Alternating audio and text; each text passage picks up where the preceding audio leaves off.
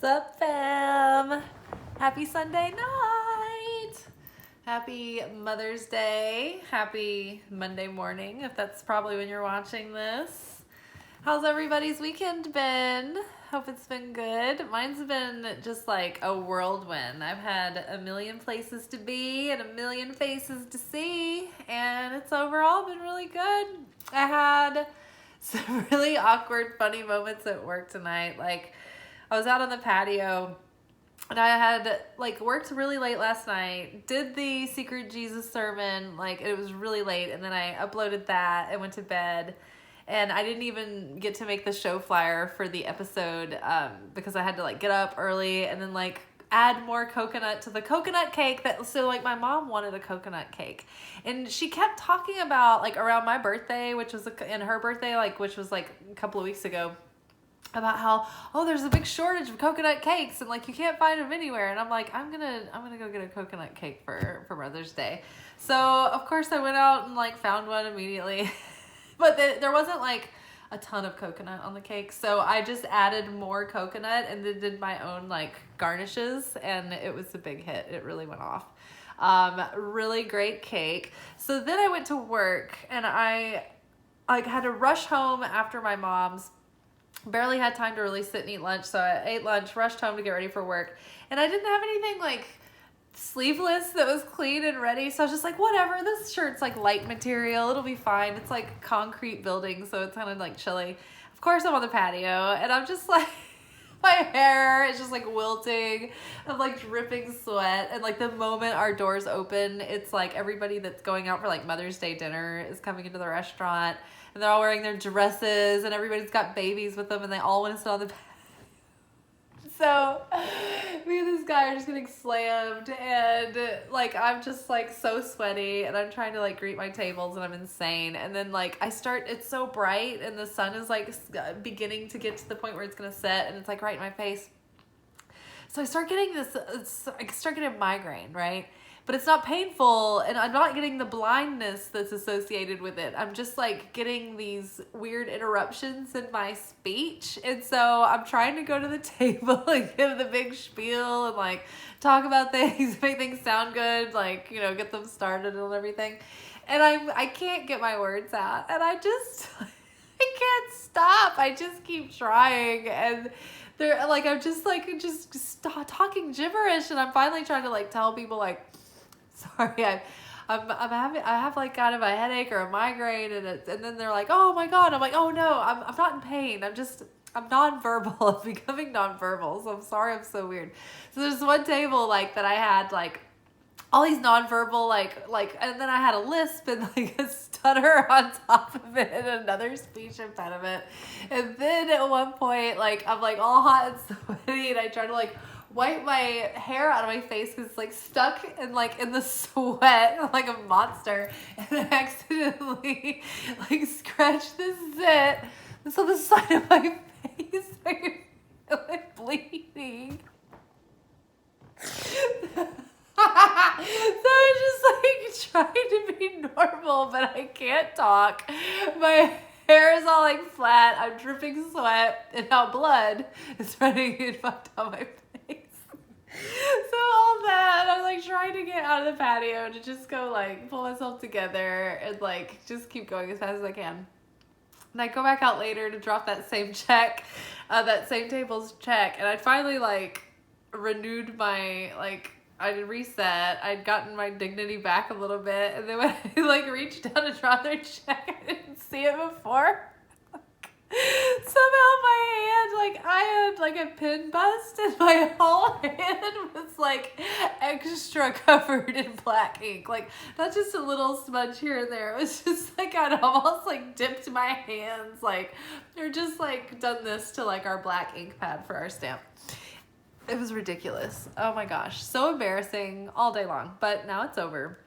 And we're here to do our weekly Oracle forecast for the week and see what we need to be aware of, how we can really step into our potential and make the most of this big fresh start. We've been talking about this big fresh start, but I want to emphasize that this isn't just the usual, like, oh, new year, we're getting going, like it's spring, whatever. Like, I think this is like a major life-changing fresh start cycle for many, many people. So what can we do? How can we be aware of our patterns so that we can go forth and choose differently, to choose proactively, to step into our potential, to embody all of these lessons that we've learned and have just come through and graduated from, and make the most of the next chapter? How can we... Okay, our first card, by the way, was Embrace. We've had that quite often, so relax into the sitch for the moment. Embrace the ride. Ooh, what do we got next? Life. Interesting. So we're embracing life at this moment. We're building, we're growing. Little by little, we're setting our foundation and the structure, and we're embracing that. Ooh, examining the ego. What's coming up in the ego this week? You know, we're still, by the way, we haven't really talked about it in a few days, but we're still in that 49-day period of the Omer. And I think that we're something like 4 weeks in right now. And I think that we're going to be finished with this in early to mid-June. So we're kind of approaching the hump, kind of getting past that halfway point. And what this period of time does is it challenges our ego and our soul in exactly those ways that we need to grow or to evolve or to transform in order to really become new people and actually have a different experience. Like, the benefit of that is that actually, why do we want to become better? Why do we want to up level? Why do we want to, all of this? What is all this work for? It's basically because we can then have a better experience in our life. We can be more fulfilled. We can have a different perception, and the way we look at things is differently. The way that we feel when things happen is differently. We experience life completely differently. And I think that it is an improvement from where we have come in the past, when we may have been living in the shadow of fear or heartache or sadness or despondency or despair or self-defeatism. So I think that really exciting things are happening. And so we're just overcoming. We are observing when, we have negative thoughts over these next few weeks. These thoughts are really just presented to us in just the perfect form, so that we don't have to go searching for, okay, what subconscious patterns are influencing me now. It's like we don't have to wonder, and we don't have to do the guesswork. It's like, this is the time of year where the universe is like, okay, here is your next packet of homework, or this is your new workbook, right? So these are the things that you need to work on.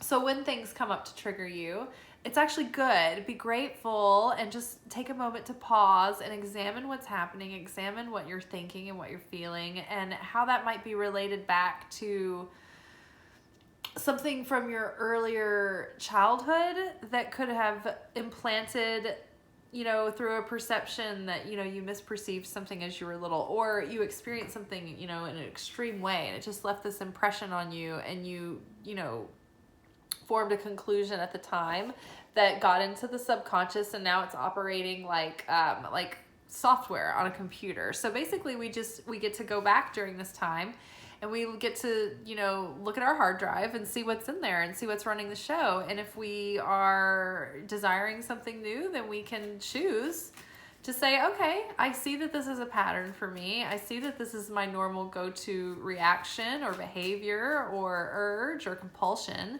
So I'm going to actually decide from now on, how do I want to react? Not how am I prone to reacting, but how do I want to proactively react and use my free will and actually be in affinity with the light. Ooh, okay. Union. Okay, very interesting. So maybe some part of the ego has to be transcended in order for a union to occur. So this is very interesting. So overall, when I'm just looking at these 4 cards together, I see that we really need to just embrace our life in this moment. right? Embrace all the things that are happening. Embrace the good, the bad, the ugly, the challenging. Embrace everything in between. We are really healing our ego and learning about that, learning about what drives the ego. And I think that we can help the ego feel like it's not so threatened, like we're not trying to obliterate it. We're just trying to get a little bit of an adjustment happening, right? No threat, ego. We want you with us. We just want you to behave yourself. And then from this union, and I think this can be a layered union. I think that when we do heal our ego, our soul, our heart, mind, soul, body, all of those things begin to come into an alignment and a union, and we can think with our higher mind, our higher selves, consciousness. We can align our mind and our heart and our soul and our spirit. And when we do those things and those things come into union, it was like the secret sermon from Saturday night. Like at that point, you start to awaken your light body, right? And so even physically you have less things to deal with because you've transcended the need to go through those lessons, or you've been through them and you've learned what you needed to from those things. And so sickness and illness can't really benefit you the way that it could have, had you needed to have that experience to expand. So it's just not really, it's not helpful, right? It's just a waste. Let's see, embracing this moment and letting go of our ego, our fears, our self-defeating tendencies, our insecurities help us unite with, the people around us in our lives. But I mean, there might literally be a major aspect of our life that we're coming into union with, like a major opportunity, or perhaps you've graduated from one level and you're going, because you've completed something, you get to unite with something else. But this could be like a union with an actual person. I mean, this card is fairly romantic. It could be a union with a soulmate, a friend. You could be like getting back to your old self too. Like you could be coming back into union with the part of you that you feel has been gone for a while. Like if you've been going through something hard, or if you've been going through a transitional period, you can feel out of sorts. You can feel out of touch with yourself. You can feel like, where's the old me? Like I'm not having as much fun as I used to, and I miss laughing. I used to laugh so much. And I think that by just embracing this moment and not wishing that we were anywhere else, not wishing that we were any different, embracing ourselves, embracing our lives for everything they are and everything they're not, then, you really lose yourself in life and you have fun and you have joy again. And that allows you to heal the ego. I think that we need to get in touch with that inner child that helps us feel playful, and it heals so much when we can, heal that inner child and allow ourselves to have playfulness and mischief and adventure and hope and dream and belief and magic and all those things. So I think, we're getting back to our old selves. We're getting really in alignment with our most authentic self, with our highest version of ourself, the self that feels most not comfortable, because we're always kind of pushing ourselves out of our comfort zone, but the most natural state for us to be in. Our real true selves, coming into union with a life that looks like it reflects that self within us. All right, people. All right, let's review. I'm sorry, I feel like insane. I feel like I say that every day, but today is true. I am out of brain chemistry for the day, and I'm losing it, people. I'm losing it. I'm sliding off my cracker. Okay, let's review. We have embrace. Embrace this moment, embrace the joy in it, embrace the love in it, embrace the challenge, especially embrace the challenge. When we can be challenged, this is a deep secret from Kabbalah. When we are challenged, or when something like shitty or sucky happens to us, and we can be like, oh man, this totally sucks. Like I'm feeling the pain, I'm feeling the fear, this is horrible. But if you can find yourself within that moment and say, whenever I have challenge and suffering, I'm really just like cleansing like these shells of negativity because something huge is about to happen. Like something great is going to happen. This is actually happening for my benefit, and it is going to benefit me, and I'm going to have favor in this moment. So if you can even embrace those sucky moments and be like, oh, okay, cool, there's a huge opportunity here. I can totally get over myself and like overcome a lot. Then the whole situation will turn around like magic. It's crazy. All right. Embrace life. Just live. We're growing. We are growing structures. We are actually, the structures that we've been building are really supporting life and allowing things to take root and to bloom. Okay. And then also violets are particularly magical, especially the first violet of the season. If you see the first violet you see of the season, you're supposed to pick it. It's very magical. So yes, life is opening up. I think it's interesting too that this is kind of like near the pelvic area where the womb is, and pregnancy and fertility and all those sacral chakra, like the creativity realm is here, fertility, sex, lust, appetites, balance, psychic abilities, all of those things in that sacral chakra and that water, I feel like are really feeding our creativity right now and giving us like so much, I don't know, inspiration to be fertile and fruitful and do a lot of things right now with that. And yeah, always a process, just getting to become more aware and more conscious of our ego. And we're not trying to kill the ego. We're just trying to heal it and adjust it and like get it more in alignment with our higher self. And then as we do that, we unite and we come into union with the life that like really fills our heart, that we have our heart and soul in, something that we really put our heart into. And I think it will come into union with our most authentic self. And because of that, we'll have experiences that really match us. But also there may be, because we're so in tune with like our true self and like what really lights us up and turns us on, that